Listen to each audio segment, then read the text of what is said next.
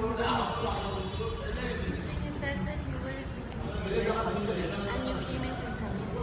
When did you study? I studied in the place where I'm working. It is an international institute for corporate system. Yeah, yeah.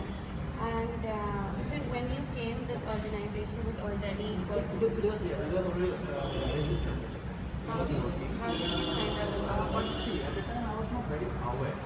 Because at the time this media was not in that way the way we have now. Like we have WhatsApp, mobile, we have Facebook, all those things. At the time it was not that much available.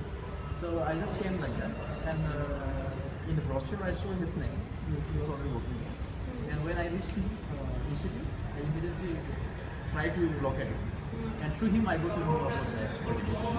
At that time I was also taking active role as a student and organizing this kind of activity. And in 2005 I left Mumbai because I got job in Boro. So I worked there for 10.5 years. Then again